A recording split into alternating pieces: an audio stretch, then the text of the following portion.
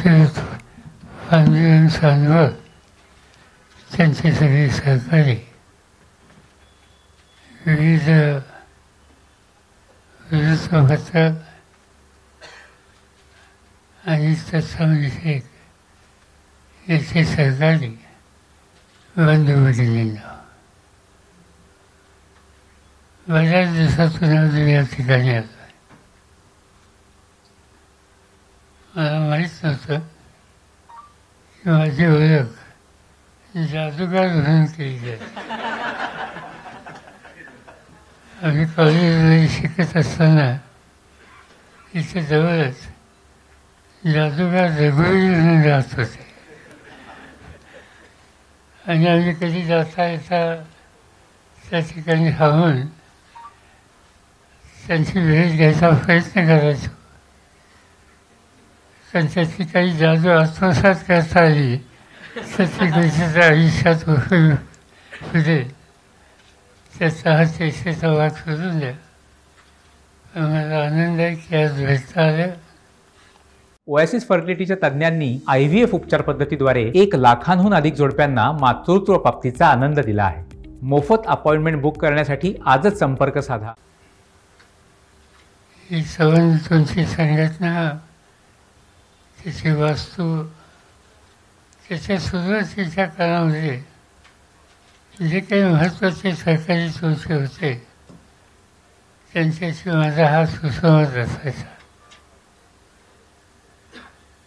साधारणतः पत्रकार म्हटल्याच्या नंतर बऱ्याच काही गोष्टी कौतुकाच्या सांगितल्या जातात.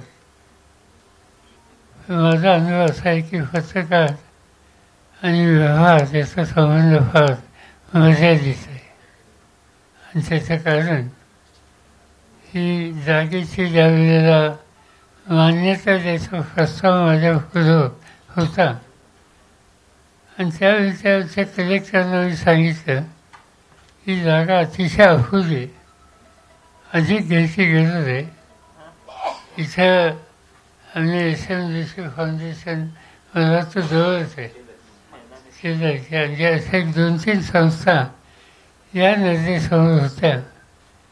पण त्यावेळेच्या आमच्या पत्रकार मित्रांनी सांगितलं की ही जागा आम्हाला गरजेपेक्षा अधिक आहे आणि त्यामुळे काय अधिक नको. आणि त्यामुळे साधारणतः व्यवहाराचा आणि तुमचा संबंध हा याचा स्पष्ट होतो. आता का नवीन जागेच्या शोधात आहे, चांगली गोष्ट, त्याच्यात यश मिळव अशा प्रकारची अपेक्षा या ठिकाणी व्यक्त करतो.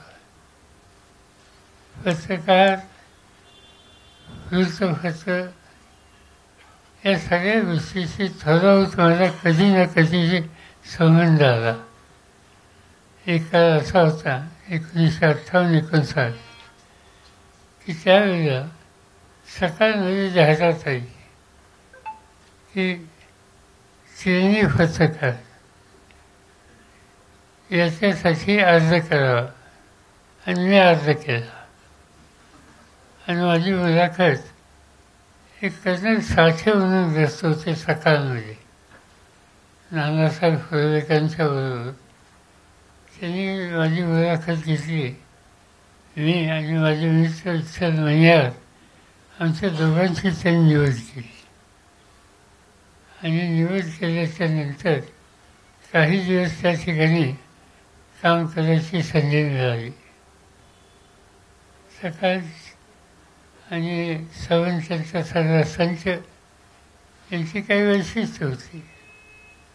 त्याच्या बातम्या बघितल्याच्या नंतर मी सुद्धा अस्वस्थ व्हायचो. बातम्या काय की दौंडमध्ये उरूस होता, वांगल्याचा खंप वाढला. वांगल्याचा खंप वाढला ही बातमी द्यायची काय आवश्यकता नाही असं मला वाटायचं. पण नानासाहेबांशी बोलल्याच्या नंतर ते सांगायचे की दौंडच्या वाचकांना आपल्या गावचं काहीतरी आलं हे कळल्याच्या नंतर वृत्तपत्राच्या बद्दलची अस्मिता त्यांच्यात वाढते. त्यामुळे ही बातमी लहान दिसली त्याची सुद्धा तिला एक वेगळं महत्त्व आहे. बातमी याची वर्तमानपत्रामध्ये की भीमा नदीला पूर आला आणि लोकांनी कलिंगडाची लागून केली ती कलिंगड वाहून गेली. आता ही बातमी सकाळी. आता या सगळ्या बातम्या मला अस्वस्थ करायच्या. पण त्यावेळेचे जे कोणी होते मालक लोक, त्या सगळ्यांचा दृष्टिकोन शेवटच्या माणसाच्या दृष्टीनं महत्त्वाची बातमी साधी असली तर तिला प्रसिद्धी द्यावी अशा प्रकारची त्यांची भूमिका होती.